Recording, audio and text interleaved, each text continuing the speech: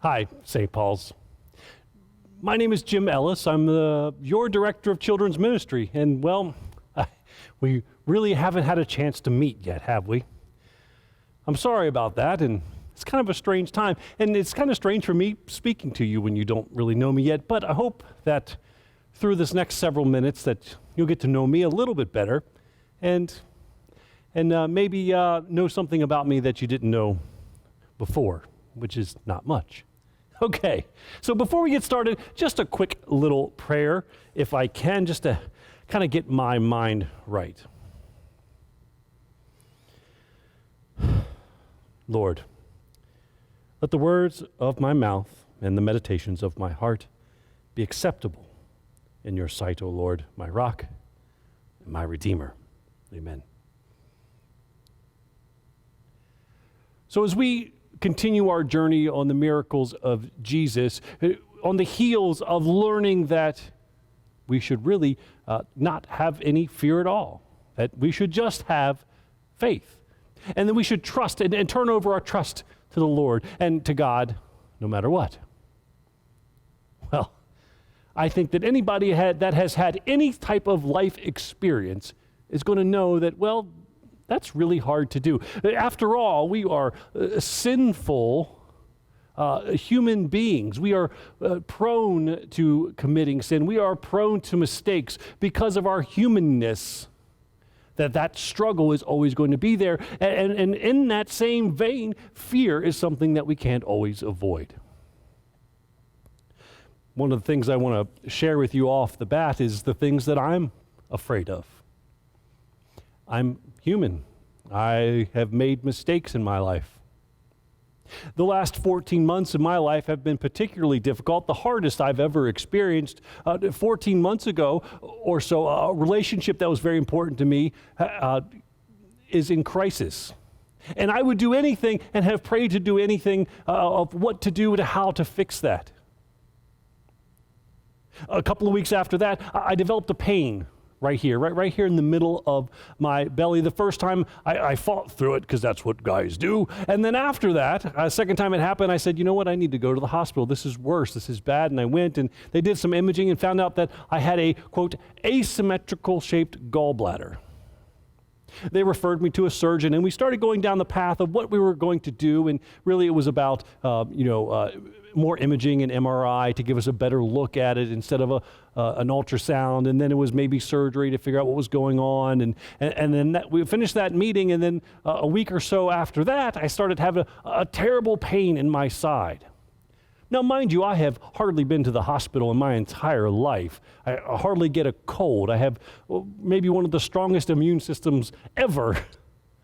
And here I am struggling with this weird gallbladder thing. And then I have this weird pain in the side. I end up pulling over to the side of the road and calling the ambulance. And I end up going to the ER. I end up with pulmonary embolisms, not one, not two, but three. Pulmonary embolisms, blood clots in my lungs, that if they had broken free and gone to the wrong place, the brain or the heart, they almost always kill you instantly. I ended up staying in the hospital for 3 days, and during that time I had visits from 3 different doctors who said, you know what, with the asymmetrical gallbladder and the pulmonary embolisms, those are symptoms of cancer. I just want to emotionally and mentally prepare you for cancer. And the surgeon I had been seeing said, well, let's go get the MRI. They had the MRI, and not only had I had pulmonary embolisms, not only had I had this asymmetrical gallbladder, but we also learned that my colon was wrapped up and around my liver, and it's not in the right place. And after all of that, I didn't have cancer. These were 3 things that happened to me at the same time that were completely unrelated. The gallbladder, as it turned out, wasn't actually asymmetrical. It looked like that on the ultrasound, but it was just folded a little bit. Not a big deal. The MRI with a better resolution was able to tell us that, told me that I didn't have cancer, and found this weird thing with the colon in the wrong place. Turns out that I can probably live with that forever and never have a problem with it. And the pulmonary embolisms, I ended up having a genetic blood disorder that predisposes you to blood clots. All three things happened at the same time, completely unrelated. And then I ended up having to sell my dream home, a beautiful wooden home on 20 acres in the Blue Ridge Mountains in Virginia. And that was causing me stress and fear and anxiety. And then fast forward to this past January, my mom suffers a terrible brain bleed. By all accounts, she should have died. She survived, by the way, has gone through a number of therapies, got her memory back, and she's doing quite well, all things considered. We're on borrowed time. What a blessing that is. And then I sell the home, and then we moved to here, and 2 weeks later, the world shuts down because of COVID. And then I get hired here, and I'm thankful for that, but then I'm like, well, how can I really do this job with a shutdown, and how can I build relationships, and how can I make this work? So I have fear about that. What do people think of me? And then I agreed to preach. I don't know what I was thinking. And it turns out that I'm fearful of what you will think of me when I'm done with this. And so I am human. But you know what? Along the way, along all of this, throughout this whole thing, I had some really good counsel. I had some really great therapists, clinical and Christian and spiritual counseling that showed me and taught me how to work through some of these anxieties and these fears. And the best lesson I had was from Pastor Brett in Radford, Virginia. And Pastor Brett said, Jim, I'm going to tell you two things. And number one, that you can't change things that are happening outside of you. All you can do is model Jesus. Now, I wasn't perfect at that, but I tried, and I'm still trying to live that way. And he said, the second thing, Jim, you can't have fear. You got to put over your trust to the Lord. Some days I was great at that. Some days I needed a reminder. Sometimes I reminded myself. Sometimes I needed outside help to take me out of that dark place, to take me out of that place of fear and put me in to the right place.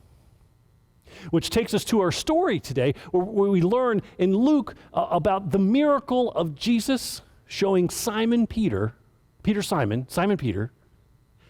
about his fishing expedition. Now, let's set the stage. Let me tell you the story here. So Simon is out and he's fishing all night, maybe a 16-hour day, and he's tired and exhausted and sweaty, and he's cleaning his nets, and he just wants to go home.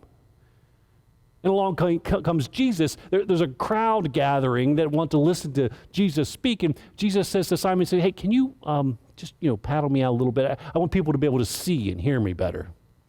Interestingly enough, we know nothing of really what he said that day to the people who came to listen to him, because the real story was what happened next.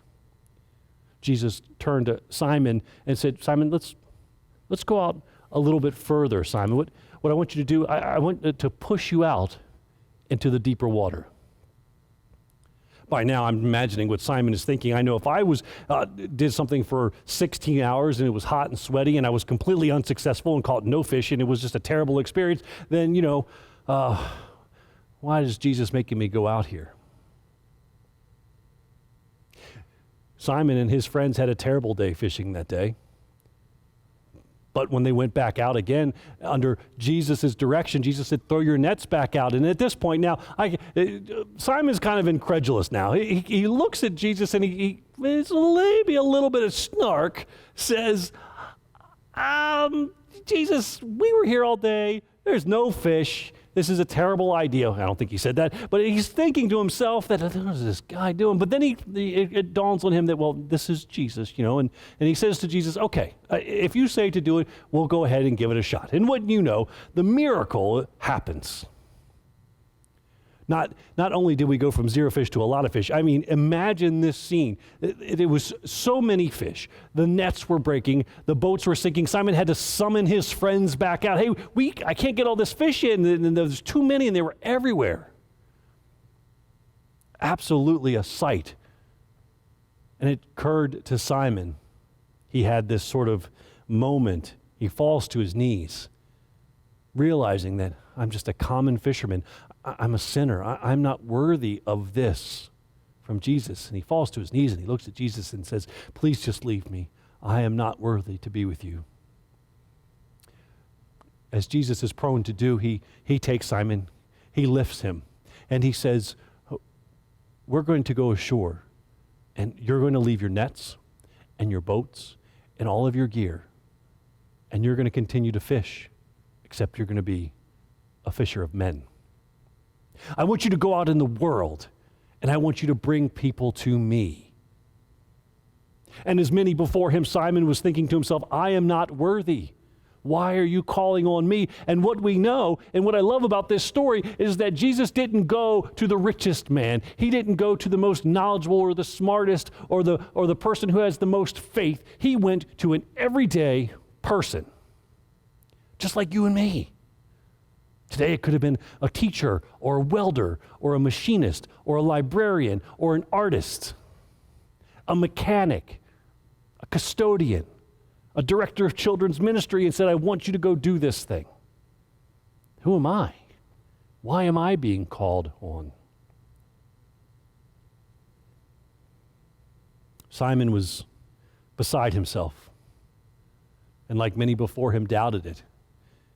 But as we know, God doesn't call the qualified. He qualifies the called. He says, you're up. Let's go. So I ask you, how often do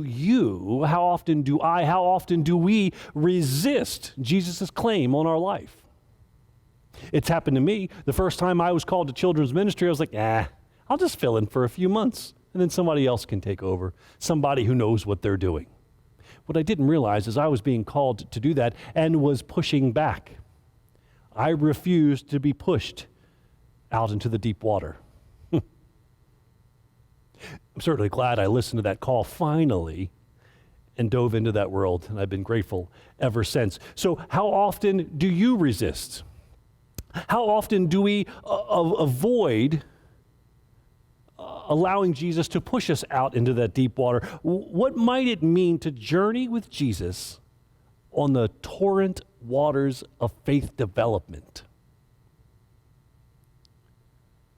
Probably the best deep sea diving excursion ever.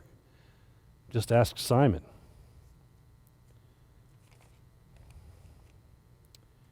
So, ladies and gentlemen, we are called by the virtue of just calling ourselves Christians to follow Jesus. By virtue of our baptism, we are to actively participate in God's mission in this world. We have to give our gifts and our priorities to God. We have to do it not just on Sunday mornings. We can't just come here on Sundays and check a few boxes and say, I've done what I'm supposed to do, I'm out of here, and then you're going to go down the street and start honking at people because you're impatient, or you're not going to hold the door open for somebody, or you're going to be rude to a server at lunch because things didn't quite come out as fast as you would like. I'm wearing this shirt, NJS, and it's just a personal reminder for me that I have to live out my faith every day, not just Sunday, #NJS. At this point, it's kind of a personal movement of mine, one I might share with the world at some point, but the point is that we have to share our gifts and our priorities for Him. We have to share our gifts and the good news of Christ by what we say and what we do. We have to model Christ, probably more than what we say about Him. What Jesus said to Peter is a message for us all. Do not be afraid. Come with me. Be a fisher of men. Do not be afraid. Cast your nets again in the deep waters. God is with you. And as we have been caught in the nets, or we have been caught in the love and grace of Jesus. We are all in some degree on a faith journey of belief. You're listening to this because you do believe. You're listening to this because you do identify as a Christian. We have already been caught. Now, it's our job to go out and now be disciples of Christ. Who we catch is completely up to God. We don't have control of that, but He asks us to be active in our faith every day.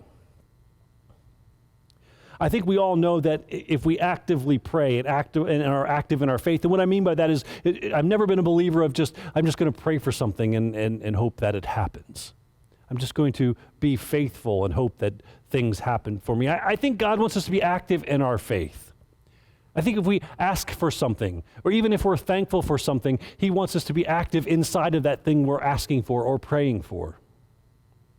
I think if we are active in our faith and we go out and we are fishers of people, that our nets will be busting and our boats will be full.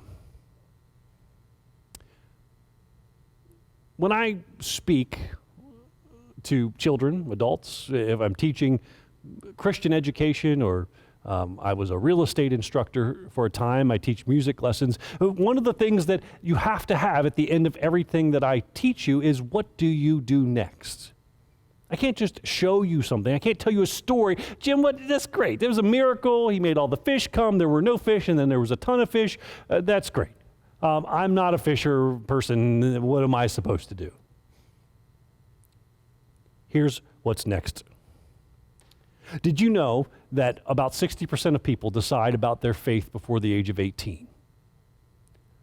So maybe you've guessed it. I'm here to be an advocate for children's and youth ministry, not only at St. Paul's, but for the church globally, and what our responsibilities are within that. Let me tell you my first basic philosophy. I have to be really, really good at fostering and developing relationships. And I will dare say that maybe that's even more important than what we teach. Teaching about Christ in the Bible is super important, and it's way, way up there. But let me tell you this, if a child doesn't love me and trust me and can count on me and thinks that it's fun and engaging, if I don't have the relationship, they're not going to, their eyes and their hearts and their minds aren't going to be open to what I'm trying to teach. So the relationship, in essence, is more important because it opens up the doors for a greater learning experience, something that will stick with them for years and years to come. Foundational learning to ensure that we are creating lifelong and active Christians. Now, relationships just aren't between me and the child. There's peer relationships. These are relationships that they're going to be together in Kids Safari and Sunday school, and then they're going to be together in confirmation class, and then they're going to be together in youth. These are relationships that could possibly carry on for their entire lives. And maybe we'll have a wedding or two. I'm kind of kidding about that. Who knows? But the point is that the peer-to-peer relationship is important. And then the Sunday school teacher to the child is another important aspect of this. We need to have, I believe that children should have several adults in their lives. Studies have shown that 3 non-parental mentors for children are important, non-family people. Church is a great place to foster those relationships. And then there has to be, guess what another added benefit was? And I didn't know this one at first, and I learned it, is that when you create an amazing experience for Sunday school, and the parents start showing up, and the parents are involved, guess what? The parents become tied, and we foster new relationships amongst adults. Now we have sort of this built-in accountability, and the attendance goes up, and then we're starting to build this amazing sort of symbiotic world in Christian education. The future of the church, in my opinion, is at stake. Far fewer people, children, are coming to Sunday schools and youth environments. The future of our church is not here. And I don't mean just St. Paul's. I mean St. Paul's, but I mean the big church. They're not here. Where are they?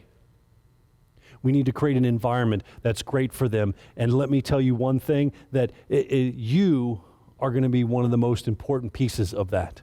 The St. Paul's family, the membership, are going to be the most important people as it relates to what St. Paul does in the future. Let me give you a couple of things about how I feel about children's ministry and youth ministry, and that is this. Make kids feel known. How many names of kids do you know?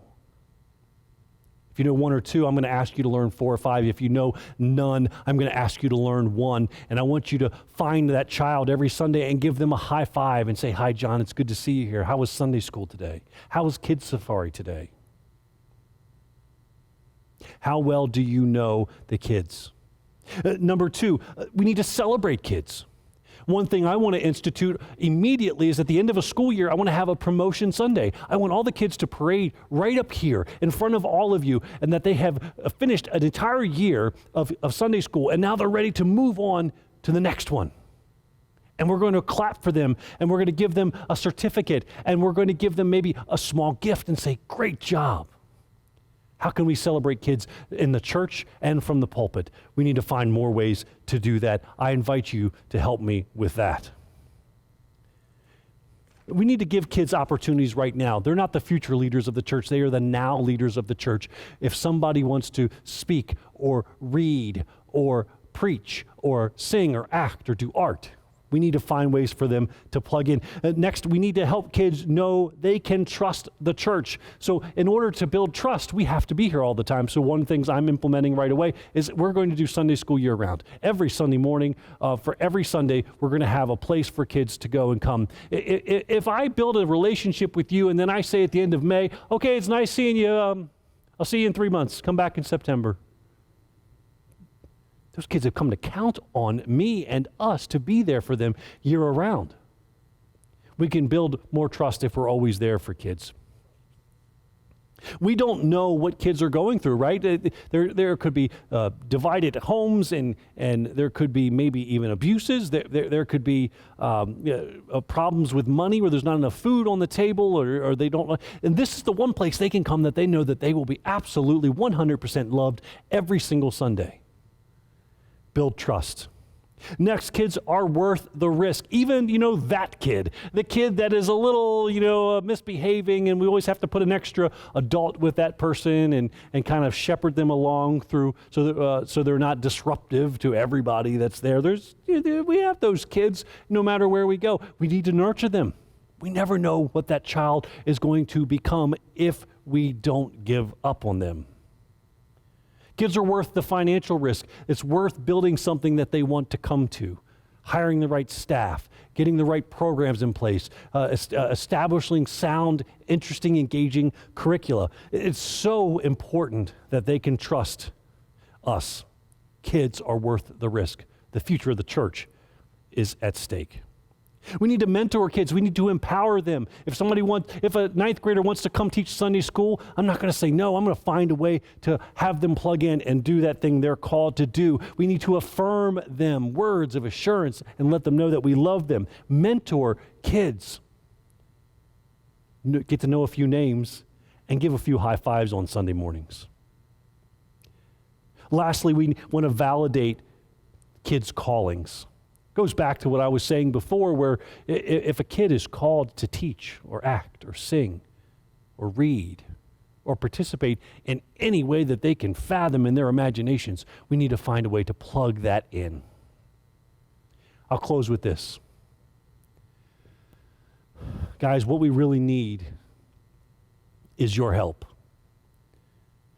At this time, Sarah and I are part-time employees. About 15 hours or so a week is what we're doing. And so really, quite literally, we will need help. Here's some of the opportunities you can help with.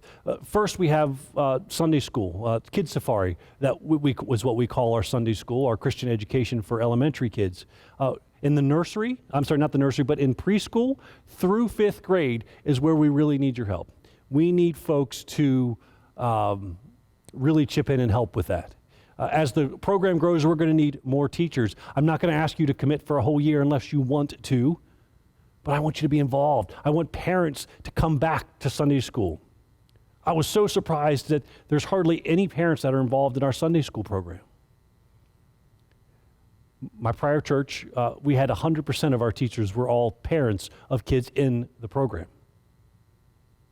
Doesn't have to be that way, but we certainly need more involvement from our parents. Miss Sarah is working on a weekly youth meeting to include monthly service projects and other monthly activities that she wants to incorporate in our calendar. We're going to need more volunteers and help with that. Well, we have confirmation class. We could always use a couple of more people to act as mentors or substitute teachers for confirmation class. We have Vacation Bible School now. In my opinion, I'm the director of children's ministry, so of course I'm going to say this. But the truth is, that should be the one event that is non-negotiable, that everybody shows up to and helps out in some way. But Jim, I can't really do kids. I don't get kids. I can't. Did you know we might need a set built? Did you know we might need help cleaning up or setting up? Did you know that we might need help cooking because I want to have a meal at the beginning of every day of Vacation Bible School? Did you know we might need help doing the shopping or preparations? We might need help doing some other logistical things ahead of time. And then we need help shepherding the kids around the building from station to station. And then, of course, we need folks that are willing to teach and lead activities and crafts and games. Vacation Bible School is non-negotiable. As a church, we should all be on board, all hands on deck. And then Sarah and I have been talking an awful lot about, in the future, instituting different retreats and service projects where we might go for a day or a weekend or a couple of days and want to experiment with that in the coming years, coming months. And of course, the National Youth Gathering every 3 years could always use 1 or 2 extra adults to volunteer for that. We don't want you. We need you.